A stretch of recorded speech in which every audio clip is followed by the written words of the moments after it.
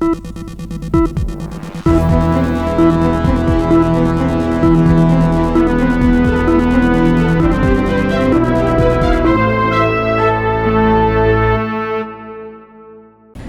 में लाया जाएगा हरियाणा का विनिंग फॉर्मूला।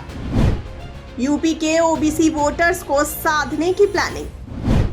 यूपी में ओबीसी फॉर्मूला लागू करने की संभावनाएं। उपचुनाव में ओबीसी वर्ग से आते हैं 50% मतदाता। हरियाणा में हालिया चुनावी जीत ने भारतीय जनता पार्टी को एक नई ऊर्जा दी है। इस जीत के बाद भाजपा अब उत्तर प्रदेश में ओबीसी यानी अन्य पिछड़ा वर्ग फॉर्मूला लागू करने की दिशा में कदम बढ़ा सकती है। ओबीसी वर्ग भारतीय राजनीति में एक महत्वपूर्ण जनसंख्या है और इसे ध्यान में रखते हुए भाजपा इस वर्ग को साधने की रणनीति पर विचार कर रही है। सबसे पहले तो जान लेते हैं हरियाणा का परिणाम और ओबीसी वर्ग के बीच समीकरण।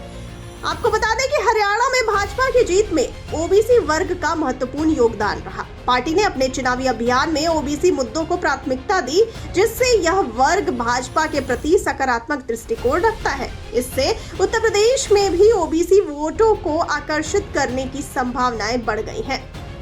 अब जानते हैं उत्तर प्रदेश की राजनीतिक स्थिति क्या है। तो आपको बता दें कि उत्तर प्रदेश देश का सबसे बड़ा राज्य है और यहाँ की राजनीति में ओबीसी वर्ग की भूमिका अत्यंत महत्वपूर्ण है। पिछले चुनाव में ओबीसी के मतदाताओं का झुकाव समाजवादी पार्टी और बहुजन समाज पार्टी की ओर रहा है। भाजपा को अपने आधार को मजबूत करने के लिए ओबीसी वर्ग को आकर्षित करना जरूरी होगा। आइए अब जानते हैं ओबीसी फॉर्मूला की संभावित योजनाएं क्या हैं। तो भाजपा उत्तर प्रदेश में ओबीसी के लिए आरक्षण की नीति की समीक्षा कर सकती है। इससे ओबीसी समुदाय में एक सकारात्मक संदेश जाएगा। विशेष विकास योजनाओं की घोषणा की जा सकती है जो ओबीसी वर्ग के लाभ के लिए होगी। ओबीसी नेताओं और समुदाय के साथ संवाद स्थापित कर उनके मुद्दों को समझने का प्रयास किया जा सकता है।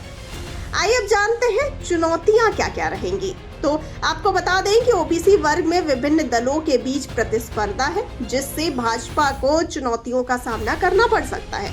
ओबीसी समुदाय में असंतोष के चलते भाजपा को अतिरिक्त प्रयास करने होंगे। अब इसका कंक्लूजन क्या निकलेगा, निष्कर्ष क्या निकलेगा? आपको बता दें कि हरियाणा में जीत ने भाजपा को उत्तर प्रदेश में ओबीसी फॉर्मूला लागू करने का एक अवसर दिया है। यदि पार्टी सफलतापूर्वक ओबीसी मुद्दों को संभालती है तो यह आगामी चुनाव में उसकी स्थिति को मजबूत कर सकता है। भाजपा को चाहिए कि वह ओबीसी वर्ग के हितों की वास्तविकता को समझे और उसे अपने चुनावी रणनीति में सही तरीके से शामिल करे।